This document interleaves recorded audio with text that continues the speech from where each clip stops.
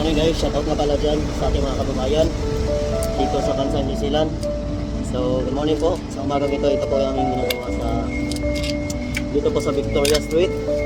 So, for the meantime po ay nagbabaklas po tayo ng tip ng panel, aluminum panel. So, dito po na-install po natin kahapon. Since Sabado po ngayon, sabi ni boss na yung mga bawat na-install ay pagtatanggalan na po natin ng tip. So, ayun po, kasi yung mga kasamahan namin ay nasa 8th floor. Nasa 8th floor po sila, 6th floor. So, nagkakabit din po sila ng ganito. Since wala pong nagbabaklas na tape, kahapon ito po kasi yung kinakabit namin. So, kailangan po natin tanggalin yung mga tape. Kasi ano na po ito, fix na po. Ayos na po ito. Tawag po pa lang ito ay aluminum panel. Parang kind of cladding dito siya. So, nakikita nyo po, tinatanggal po sa ng tape. Ito na po yung makikita nyo sa labas ng building kung nasa baba po tayo. Yung mga makikintad na parang glass. Pero since ito ay aluminum, nakikita nyo po ito na tingnan ko siya sa building po niya. So ito na po yung mga makabagong paglalagay ng cladding o tile aluminum sa gilid po ng building. Ito po pala ay 12th floor. Nasa 12th floor po tayo. Since nasa 7th floor po pala tayo ngayon. Kasi tapos na yung sa taas. Pababa na po yung gawa natin.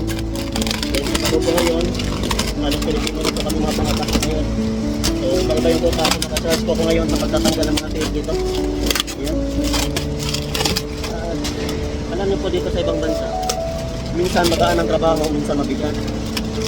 Kaya ang maganda nandito, kahit magaan o mabigat ng trabaho mo, parehas pa rin yung sahod.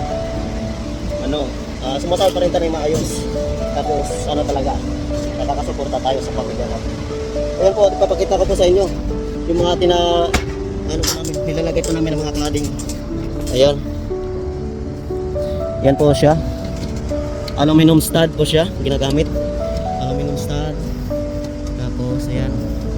Ito po yung panel, aluminum panel po natin. Ang tawag po dito sa bandang bintana, nakikita po natin, ang tawag po dito sa bandang bintana, ito po ay Iran. Ito po. Iran po siya. Iran panel, aluminum Iran panel. E plus. Then also ito po ay tinatawag din po ito ng B-Run panel, aluminum. So ayan po, na-install na po natin siya. Ito na pong result niya sa kapag nababalatan na po siya, binabalatan na po siya. Ang kintab po, para siyang uri ng tile. Ayun po, so bintana. Paikot po to, opportunity po talagang paikot po to. Ayan po.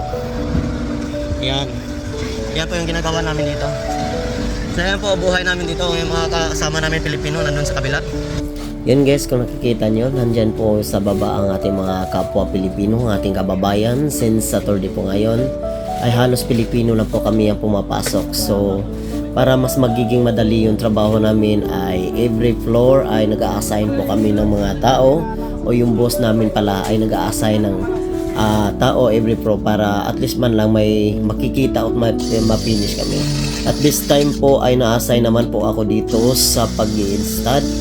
Kasi po parang natapos na po kasi namin yung sa taas. So pababa na po kami at may area po siya na dapat tapusin na kailangan lagyan ng aluminum studs. So kaya tinira na po natin yung aluminum studs.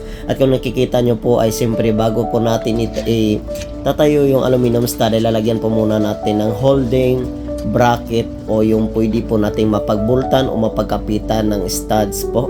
So ayun po yung ginagawa ko ngayon since na-aside po tayo dyan. So kailangan na magiging plumb o matuwid po talaga yung nasa level po talaga yung natin. Naka-flash po talaga yan kasi dyan tayo kukuha ng reference.